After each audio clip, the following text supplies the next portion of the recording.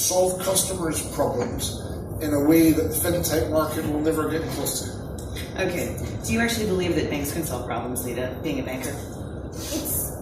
That's 50% of the question, and historically the record has not been stellar. But banks do wish to solve problems and actually increasingly hire better people at solving problems.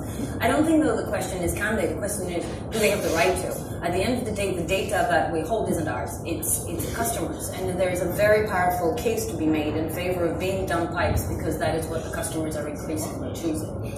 Well, do you think that that's actually the case, given all the constraints of GDPR and being able to handle it? The bank is in a prime position with compliance already. Sure, but the banks have trust. I mean, every day, right? Every day people receive their salary and it goes into a bank. We put our savings into banks. We already have the trust with banks. Banks are deeply regulated entities sitting on the treasure trove of data. Okay, but isn't trust actually built on an ability to match the service or provide the relevant service? And is that always the case? Can banks actually provide the most relevant services today? Or is that why we have competition in the market? Yeah, they can do both, right? So the whole point with smart stuff is that banks have the trust. They have this fundamental consumer offering, which is the current account.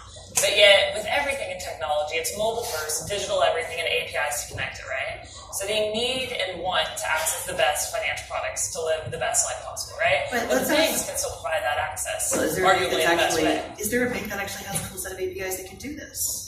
Well, the question is starting at the wrong place, because at the end of the day, none of these fancy things would exist if it wasn't for the pipes.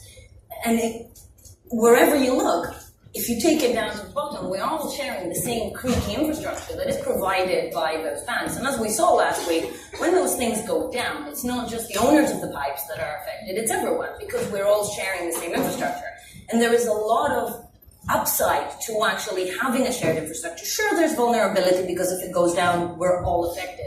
But an ecosystem that shares that infrastructure and is in it together and maintaining it together and playing by the same rules, that's actually a massive strength. And the question becomes, do you want the people who maintain that infrastructure to be incentivized to monetize it? Or do you actually want them to have a responsibility to maintain it for everyone else? There is a very potent argument saying, do what you do it well, because there's a lot of fancy stuff on top, but it all collapses if you go there. I don't want to dismiss the notion of trust, though, because that actually, I asked where it's built and how it actually is created. But if there is trust, and there is a way to actually own the entire value chain.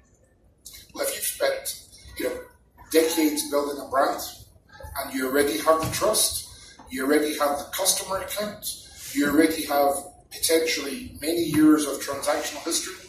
If you want to introduce, better affordability in lending, you want to assess where the customer is when they're not with you through open banking, you can do that now. You've also got the opportunity, frankly, to be able to assess the competitors' interest rates, both on the positive credit and the debt side. So the banks are in an astonishingly powerful position to step into that value chain now with the pipe work that's been created and say, I already have the connection here. I can service this customer now. I don't have to wait till the fintech market invents a new thing. The question is, do they partner or do they build? Let me go back to the 3 points that Gavin made. The first one was around analytics, bank's ability to use that data. The second was around data, and then the third was around trust. We glossed over the fact that banks, and I've got to make it clear, I'm not talking for my employer here, this is a personal opinion, this is really important to know, otherwise I don't get to come back next year. Exactly, we're talking from person. Banks are incapable of actually doing anything with this data that they have on an analytics level, because they've underinvested in their technology, and they've missed all of the layers of technology around the cloud. Traditional, yes. I'm not besmirching you guys, no. So even if they wanted to be smart, they can't, because they don't have the underlying technology to be able to use these new fancy words that the bankers get on stage and talk about, like AI and big data and ML, because they don't have the underlying technology. That's the first thing that means that it's going to be a conversation about whether or not they should be done because they don't have the capability of being smart. Second of all, people trust banks is a regionalised fallacy. Where I come from in Asia, people do trust banks. It's true. It's crazy, but it's true. Over here in Europe, it's not so true. People don't trust banks because there was a more visceral reaction to what happened in 2008.